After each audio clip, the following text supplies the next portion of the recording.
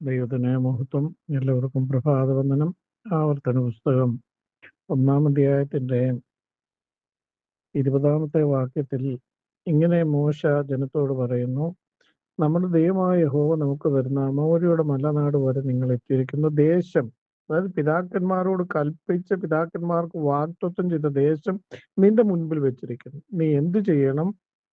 ഭയപ്പെടുകയോ ഭ്രമിക്കുകയോ ചെയ്യാതെ അധൈര്യപ്പെടരുത്, ഭയപ്പെടരുത്. നീ ചെന്ന് അത് കൈവശമാക്കുക. അത് കൈവശമാക്കേണ്ടത് നമുക്കുള്ളതാണ്. നമ്മളാണ് അത് ചെയ്യേണ്ടത്. നമ്മൾ പോയി നമ്മുടെ അവകാശം നമ്മൾ കൈവശം, അത് ഏതായാലും പ്രാർത്ഥിച്ച് എങ്ങനെ കൈവശമാക്കും? യുദ്ധം ചെയ്ത്. പഴയ നിയമത്തിൽ അത് യുദ്ധം ചെയ്ത് കൈവശമാക്കിയപ്പോൾ പുതിയ നിയമത്തിലും യാതൊരു വ്യത്യാസവുമില്ല. പുതിയ നിയമത്തിലും യുദ്ധം ചെയ്ത് കൈവശമാക്കേണ്ടിയിരിക്കുന്നു.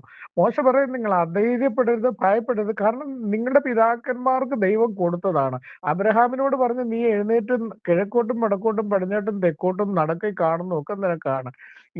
ഇസാക്കിനോടും അതേ വാഗ്ദത്തം തന്നെ ചെയ്ത് യാക്കോബിനോട് ലൂസിൽ വെച്ച് യാക്കോബ് കിടന്നുറങ്ങുമ്പോൾ യാക്കോബിനോട് നീ കിടന്ന സ്ഥലം ഇതെല്ലാം ഞാൻ നിന്റെ പിതാക്കന്മാർക്ക് കൊടുക്കുമെന്ന് വാക്ക്, ഇതെല്ലാം നിനക്കും നിന്റെ സന്തതിക്കും ശാശ്വത അവകാശമായി തീരും. ഇവിടെ മോശ പറയുന്നു, പിതാക്കന്മാർക്ക് കൊടുക്കാമെന്ന് കർത്താവ് പറഞ്ഞിരിക്കുന്നത് നിങ്ങളുടെ മുമ്പിൽ ദേ ഇരിക്കുന്നു, നിങ്ങളുടെ കണ്ണിന്റെ മുമ്പിൽ. ദൈവത്തിന് മുന്നിൽ ചിലത് കാണിക്കാൻ പോവാ ദൈവം, കേട്ടോ.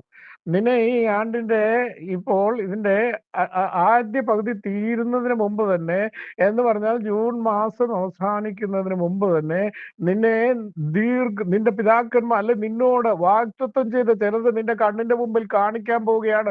നീ എന്ത് ചെയ്യണം? യുദ്ധം ചെയ്ത് നീ ഒരു പോരാളിയായിരിക്കണം. നീ ഒരു പുതിയ നിയമ വിശ്വാസികൾ ഓരോരുത്തരും ആരായിരിക്കണം?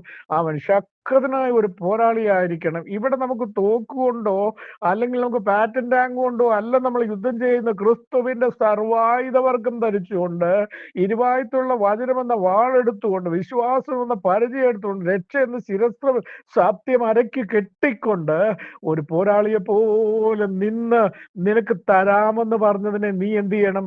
കീഴടക്കി കൈവശമാക്കി. നിന്നോട് ദൈവം വാഗ്ദത്തം ചെയ്തതാണ്. വാഗ്ദത്തം ചെയ്തതുകൊണ്ട് നിന്റെ കണ്ണിന്റെ മുമ്പിൽ എന്നെ കാണിച്ചിട്ട് പറയുകയാണ്, മോശ പറയുകയാണ്, നിങ്ങൾ എന്ത് ചെയ്യണം? അതിനെ കീഴടക്കി കൊള്ളണം. ദൈവത്തിന്റെ വയതിൽ നിന്നോട് വാഗ്ദത്തം ചെയ്തത് നിന്റെ കണ്ണിന്റെ മുമ്പിൽ കാണിച്ചിട്ട് ദൈവം ഈ ദിവസങ്ങൾ നിന്നോട് പറയും, കുഞ്ഞെ നീ അത് എടുത്തുകൊള്ളണം. നീ യുദ്ധം ചെയ്ത്, ഈ ആത്മാവിൽ യുദ്ധം ചെയ്ത്, നീ ഉപവസിച്ച് പ്രാർത്ഥിച്ച് നീ എന്ത് ചെയ്യണം? നിന്റെ അവകാശത്തെ നീ കൈവശമാക്കിക്കൊള്ളുക.